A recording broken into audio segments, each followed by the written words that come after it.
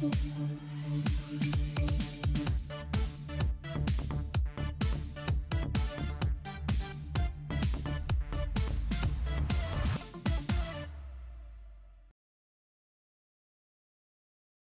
Action is presented by Hardacre Farm.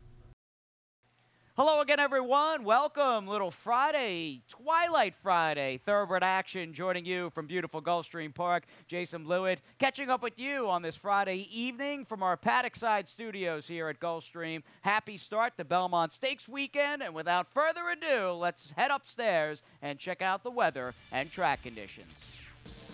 Start the afternoon with a good main track and a good turf course, though after the first race we would come off the turf, and race number 1 was on the turf. 7.5 furlongs the journey. Starter allowance optional claiming event, 4 fillies and mares. Rider change on 3, Congressional Storm to Abby Medina. Scratched to 7 and 8. The odds-on favorite was number 1, Cajun Queen. Racing at Gulfstream was an awkward getaway for Regan's Odyssey, who's last of all. Congressional Storm begins for the top and leads by a neck up on the outside, and Hiram's Mistress from second. The first race favorite, Cajun Queen, is well away. She's down toward the inside and racing third. Artemisa follows her out wide as Regan's Odyssey, trying to recover after a poor beginning, and Amaluna's at the back of the field but not far away, no more than 3.5 lengths from first to last as they round the first turn. It's long shot Congressional Storm calling the shots with a 2-length lead. Up on the outside, Hiram's Mistress is second. Cajun Queen is well situated third with Regan's Odyssey fourth. Artemisa in the blue blinkers at the inside is second last, and Amaluna gets a chirp on the shoulder to keep up, last of all, through the opening quarter mile. Checking back there was Hiram's Mistress. She's now shuffled to fifth as Congressional Storm has the lead. It's Congressional Storm in front by a length and a quarter. Cajun Queen put into the 2-path and slowly inching closer. Regan's Odyssey is third through the opening half mile. Down at the inside and racing from fourth. And trying to improve her spot is Artemisa. The other two not keeping up, Amaluna and Hiram's Mistress. Around the far turn they go. Now the pace quickens. In the 2-path, Cajun Queen is up to challenge for the lead. Congressional Storm tries to stave her off. Racing up on the far outside is Regan's Odyssey, and Artemisa waiting for her cue. She's behind the speed fourth as they run to the top of the stretch. Up front, it's Cajun Queen. Gaffleone hasn't shaken the reins yet, and Cajun Queen arrives at the top of the lane with the lead. Artemisa races from second down the outside, and Regan's Odyssey back fourth is Congressional Storm. Inside the final furlong, it's still Cajun Queen in front. Artemisa not giving up the fight, but she's only second best to Cajun Queen, who's an odds-on winner, wrapped up in the end. Artemisa second, Regan's Odyssey third, fourth Congressional Storm ahead of Amaluna. Favorite takes care of business in pretty easy fashion to kick off the Friday card as the 1 Cajun Queen wins by a measured length and a quarter under jockey Tyler Gaffleone, trainer Herman Walensky, and Amity Racing Stable. Second was number 2 Artemisa ahead of the 5 Regan's Odyssey, who blew the start but ran on for third.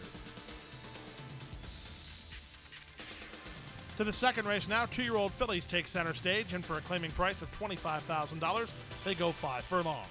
A field of 6 went postward. The favorite was the 4, Our Gracious Girl. And they're off. Slow getaway for Mitchiff Seeker at the back of the field. Good start for everybody else. Sending for the top is Two Timing Girl alongside Our Gracious Girl. They're in lockstep up front. Moving up on the far outside, here's Happy River to challenge for the top. And as they pass the half-mile pole, Happy River duking it out with Two Timing Girl. They're going quickly, working 2.5 lengths better than Our Gracious Girl, who's getting the best seat in the house third. Stretch of another 5. Moving up is Total Treasure ahead of Karenina, and the trailer is Mischief Seeker.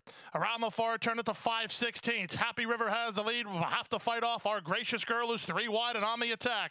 Back to third is Two Timing Girl. It's a stretch of 3 to an improving Total Treasure as they come past the quarter-mile pole and swing in. Happy River set down for the drive, cuts the corner and maintains a 2-length lead. Down the outside, Our Gracious Girl trying to pick her up with 1/8 of a mile left. Two Timing Girl back for more inside. Down the outside, that's Total Treasure. Inside the final furlong, holding firm, Happy River. Happy River and a Misael Jaramillo for trainer Francisco D'Angelo. They'll win it by 3 in the end. It's going to be the favorite, Our Gracious Girl, second, third, Two Timing Girl, and fourth was Total Treasure in 1 minute and 3/5. Number 6, Happy River, runs to her breeding as her mother, Valid Forbes, was quite precocious. Precocious indeed for Happy River as she goes gate to wire under a Misael Jaramillo for trainer Francisco D'Angelo and owners Alvijos Stable. Second, 4, Our Gracious Girl ahead of the 5, Two Timing Girl, who ran third. Time to take a timeout. When we come back, the Friday card continues. Don't go away. We have to take care of these horses that, give us so much joy. Being accredited by the TAA gives us instant credibility. People trust us even more than they have before because they know that the TAA has been to all of our locations and that our horses are well cared for. I mean, this farm wouldn't look the way it is, these horses wouldn't look the way they are if it wasn't for the generosity and the hard work of the Thoroughbred Aftercare Alliance.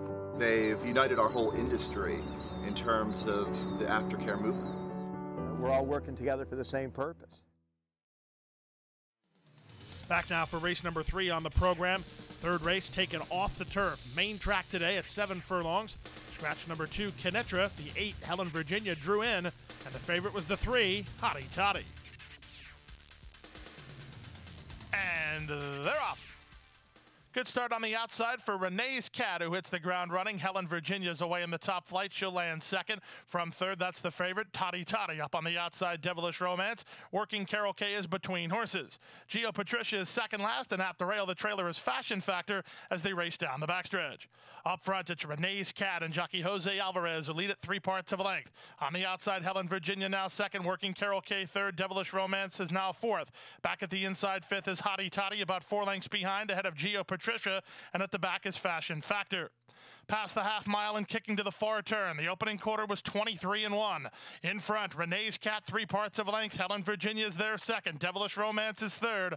On the outside, and Geo Patricia moving up from fourth. Down at the inside, fifth is Working Carol K. Then Fashion Factor, and the favorite Hottie Toddy is plummeted to the last spot with 5/16 to run.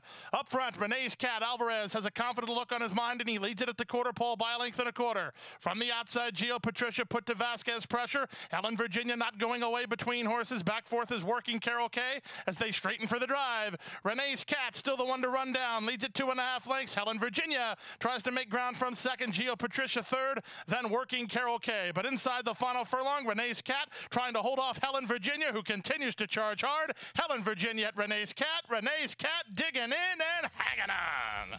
Renee's Cat for the money over Helen Virginia. Then Geo Patricia and Working Carol K in 125-1. Number 6, Renee's Cat had easily the best resume coming into the third race on the main track. She gets another main track tally today as she goes all the way under Jose Alvarez for trainer Dennis Ward and Ride and Jack Racing. The 8, Helen Virginia, fired a big shot to get second ahead of the 5, Geo Patricia, who ran third. To the fourth race we go on the main track at 1 mile. Maiden Claimers in for a price tag of $10,000. Scratch the 4 and scratch the 7. A field of 6, the favorite was the 5, Kinane. And they're off. Bolara was off awkwardly and banged around with Kinane at the beginning. From the rail, Geopolitical wins the start and tries to establish a clear early lead from Brass Badge, who comes away in second. Bolara recovers after a bad getaway, and he's racing up on the outside to challenge for the top. Then to the far outside goes One Classy Dude, and in the blue blinkers, Kinane is last of all, but he's threading his way through traffic as the pace is controlled early with 6 furlongs to go.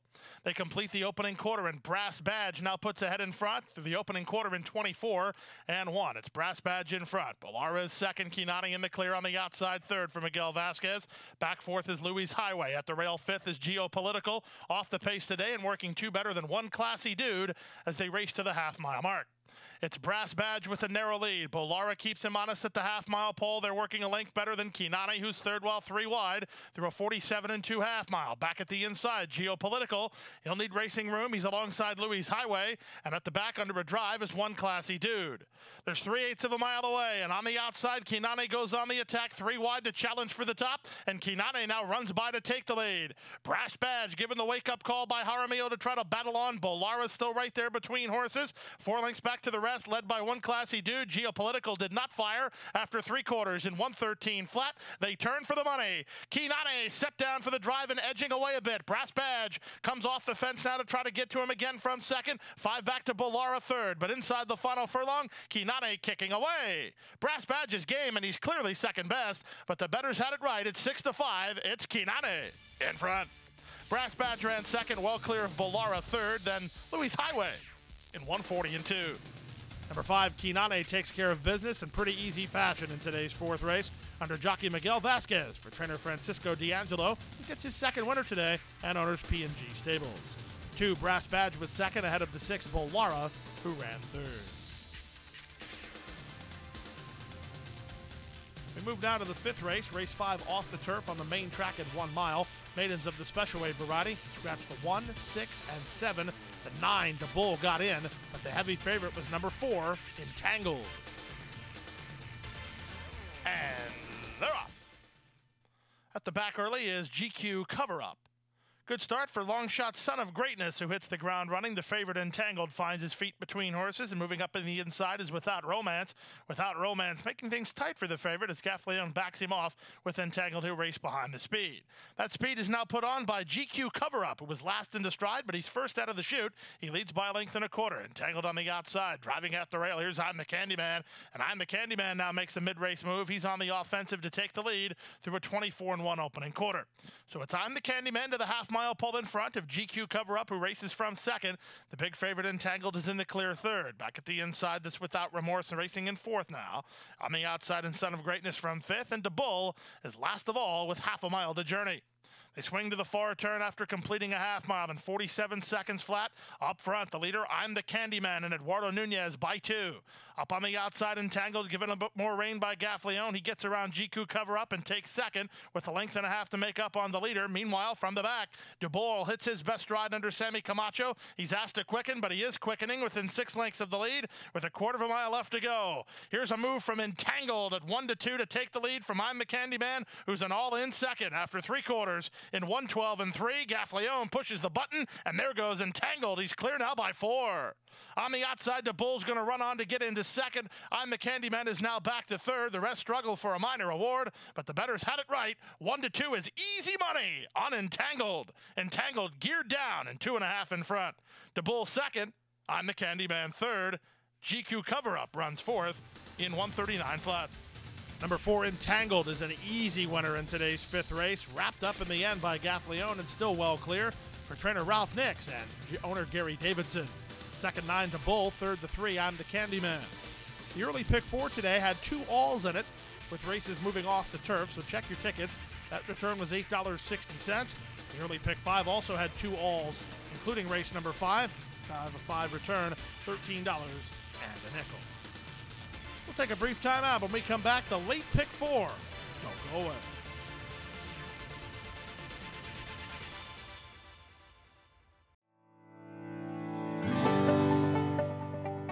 A passion for horses and a commitment to breed champions is the foundation of Hardacre Farm. Founded in 1999 by Amy Tarrant, owner, breeder, and trainer, Hardacre Farm, now based in Ocala, continues its tradition of success. From the Breeders' Cup to Gulfstream Park, Hardacre Farm, from the breeding shed to the racetrack, in pursuit of producing the best. Back now for race number 6 on the program. The start of the late pick 4, maiden claimers over the main track, in for a price tag of $35,000. Scratch number 2, Boy Scout. Rider change on 1, Cottonall to Carlos Montalvo. The favorites were 7, Sound Values, and 9, Players Luck. And they're off. From the far outside, Players Luck begins well. Here's Blind Ruckus moving to challenge, and these two get acquainted. From Sound Values, who's reined back to run third. Up on the outside, here's Dude Scepter. Dude Scepter will take over third from Cottonall, then Sound Values, who's now back to fifth. 3-Star Stone is next ahead of Storybook Secret, and the trailer is Golden Away. Down the backstretch they go, and it's Players Luck at the half-mile pole with a length to work with. Dude Scepter moves up on the outside to claim second through a 22-1 opening quarter. Chamafi trying to keep the spot here down inside with Blind Ruckus. He's third. These top 3 have worked well ahead of fourth running Cottonall. Then comes Sound Values with 3-Star Stone. From the outside in Storybook Secret, and Golden Away is the trailer with 5/16 to go. Top 3 up front and still well clear. With the lead, it's Players Luck. He travels the best of the 3 at this point. Toward the inside, that's a kind of battle on Buck. On the outside, and Blind Ruckus up the inside.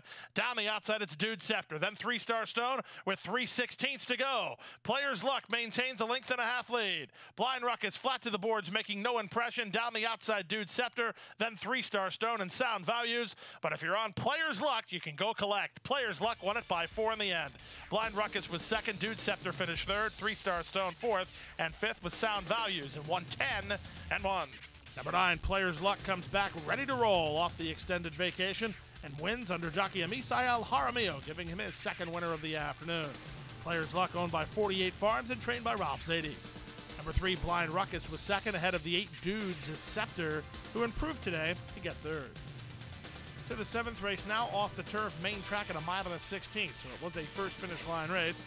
Scratch the 1, 2, 5, and 8. Misai Al Jaramillo on the 10, Taro. The favorite was the 4, Collective Wisdom. And they're off. Poor beginning for More Alex, 3 or 4 lengths last.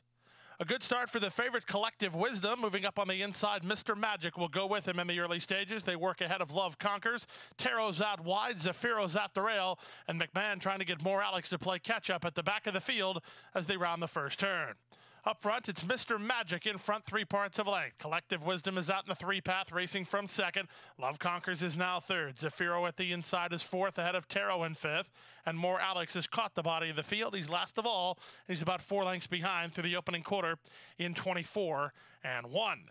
Down the backstretch they go. Mr. Magic in front, and in front by 1.5 lengths. Collective Wisdom is 2nd. Love Conquers is 3rd on the outside, and Taro from 4th. Down at the inside, Zafiro moves to be 5th, and More Alex is last of all as they start to take a bit closer order as they race to the half-mile mark. Up front, Mr. Magic leads, but he only leads by a neck as Collective Wisdom has turned up the pressure a bit 2nd. Love Conquers is 3rd. Taro worked on 4th, losing ground. Zafiro at the inside and More Alex between horses. Through a 47 3 half-mile, they round the far turn. Mr. Magic repelling the challenge from Collective Wisdom. Love Conquers throws his hat into the ring. He's 3 wide and on the attack. These top 3 have worked well ahead of the others as they move to the top of the stretch.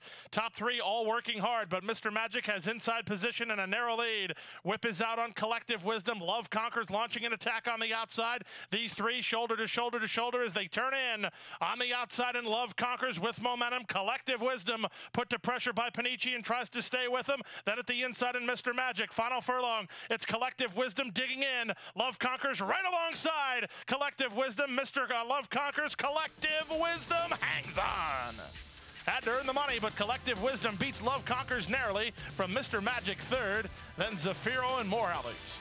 Number 4, Collective Wisdom had to work hard for every yard inside the final 1/8 of a mile, but Luca Panici held him together, and he prevails gamely. For trainer Ralph Nix and owners Nikki Hannon and Melody Hicks. 7 Love Conquers ran a winning race, but had to settle for 2nd ahead of the 3 Mr. Magic, who ran 3rd. Don't go away. When we come back, we'll bring you the late daily double after this timeout.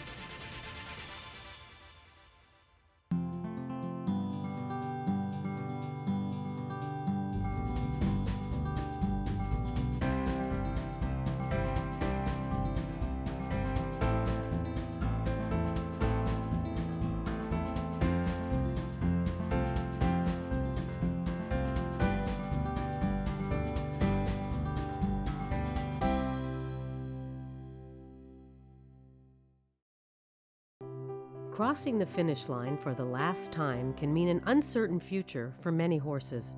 Recognizing the need for a dignified retirement, the racing industry has made racehorse aftercare a top priority. In partnership with Gulfstream Park and the Florida Horsemen's Association, Florida Track provides retraining and adoption services for retired racehorses. Thanks to their efforts, the end of a racing career can signal the beginning of a new career. In show jumping, trail riding, police work, even therapy for children and veterans. However, good intentions do not come without cost. As a nonprofit organization, Florida Track relies on tax-deductible donations and volunteers to help pay for feed, training, housing, and veterinary care. To find out how you can help, contact Florida Track today. Your support will go a long way towards a new beginning. Back now for the 8th race. It was the Friday feature, an overnight handicap, the Ocala Flame overnight handicap. 6.5 furlongs over the main track for a $50,000 guaranteed purse. These are 3-year-olds. 6 went to the gate. The odds-on favorite was number 3, Benefactor. And they're off in the Ocala Flame overnight handicap. Chatham begins nicely. Here's Coronado again, quickly up to challenge for the top. From the far outside, Triumphant Joy in between horses, Crocodile Charlie. Benefactor is now moved to be 2nd, and out the back is Quinientos, but not far away. Only about 3 lengths from first to last as they chase the speed of Coronado again to the half-mile pole. It's Coronado again in front by 1.25 lengths. Keeping up 2nd is Benefactor, Crocodile Charlie on the outside 3rd. Quinientos is now racing from 4th. Triumphant Joy is out sprinted in 5th, and Chatham will have to pass them all well as they swing to the far turn.